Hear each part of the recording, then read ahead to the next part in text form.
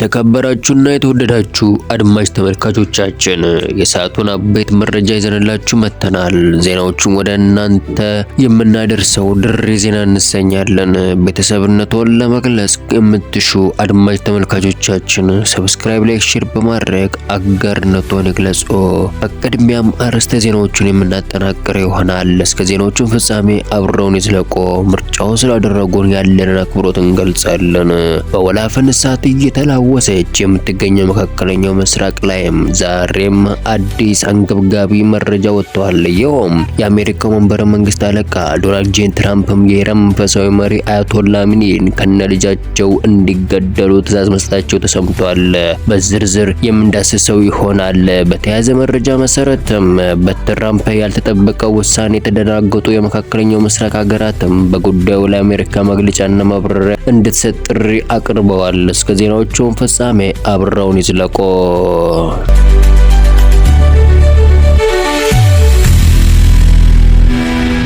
በእሳት ወላፈን የምትለበለበው የጦርነት አዙሪት ውስጥ የምትዳክረው ወደ መካከለኛው ምስራቅ ስንጓዝ አሁን ላይ አንገብጋቢ መረጃ መውጣቱ ተሰምቷል።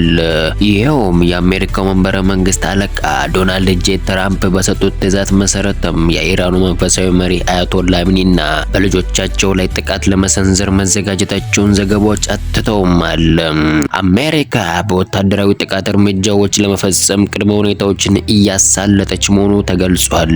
በኢራንና በአሜሪካ መካከልም በባለፉት ሳምንታት ውስጥም የተከናወኑ ዲፕሎማሲያዊ ሂደቶች፣ ውይይትና ድርድሮች ከመግባቢያ ስምምነት አለመድረሳቸውም ተከትሎ አሜሪካ የኃይል እርምጃዎችን ለመፈጸም እየተንቀሳቀሰች ነገሮችን እያሳለጠች እንደምትገኝ ተመላክቷል። ዶናልድ ጄ ትራምፕ በኢራን ላይ ስለሚፈጽሙት ወታደራዊ ዘመቻዎችም እርምጃዎች የተለያዩ አማራጮች ምክረ ሀሳብ የቀረበላቸው ሲሆን ከዚህም ውስጥ በማሰለጥ ለወታደራዊ ኃይልም ትዕዛዝ መስጠታቸው ተሰምቷል።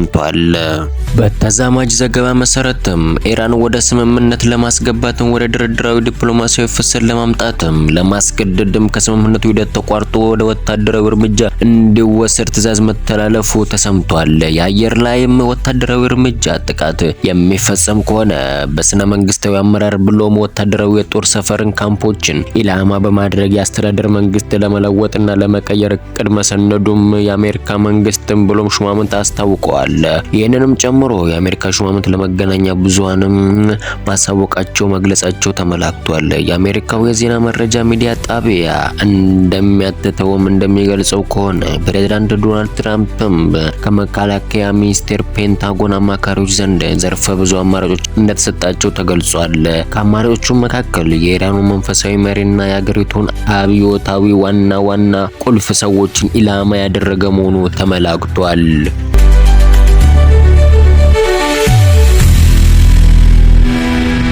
በተጨማሪም የፔንታጎን አማካሪ ለሚዲያው ድረገጽ እንደገለጹት ከሆነ የኢራኑ መሪ አያቶላና ወንድ ልጃቸውን በዙሪያቸው የሚገኙ ሹማምንት መኳንንትን እርምጃ መውሰድ ነው የታሰበው ተብሏል። በሌላ መረጃ መሰረትም የአያቶላውና ልጃቸውን የማስወገድ ወታደራዊ እርምጃ ከበርካታ ቀናት በፊትም ተጠንቶና ተሰልቶ የተጠናቀቀ ጉዳይ መሆኑ ታውቋል። ብሎም ተርፎም የፕሬዝዳንት ዶናልድ ጄ ትራምፕ ከፍተኛ አማካሪ ደግሞ ትራምፕ የሰጡትን ቅድመ ሁኔታ አማራጭ ክፍት አድርገዋል። ስለሆነም በማንኛውም ጊዜ ጥቃት ለመፈጸም ውሳኔ ማስተላለፋቸውን አስታውቀውማል። በዚህም ሰዓት ላይ የማይቀረው አውደ ውጊያዊ ጥቃት እየተዘጋጀ መሆኑ ተመላክቷል። ይህም በእንዲህ እንዳለ አሜሪካ ከመግባባት ድርድራዊ ስምምነት እንዲደረስ ኢራንን በተወሰነ መልኩ ዩራኒየም እንድታዳብርና እንድታብላላ የሚፈቅድ ምክረ ሀሳብ ማቅረቧ ተሰምቷል። በአንጻሩም የምክረ ሀሳብ ኢራን የጦር መሳሪያ እስከ ማሰናዳት ማዘጋጀት ያካተተና የሚፈቅድ አለመሆኑ ተዘግቧል። ኢራን የኒውክሌር ማብላላት መርሃ ግብሯ ለሰላማዊ መርሃ ግብርና ዓላማ የሚውልና ተፈጻሚነቱን በዚሁ ማዕቀፍ ላይ የተመረኮዘ መሆኑን በተደጋጋሚ አጽንኦት ሰጥታ ሽንጧን ገትራ ወገቧን ታጥቃ ትሞግታለች። ከአሜሪካ ጋር የሚደረገው ውይይት ድርድር ላይ ሊጣሱና ሊገረሰሱ የማይገቡ ቀይ መስመር እንዳሏት ነው ኢራን የገለጸችው።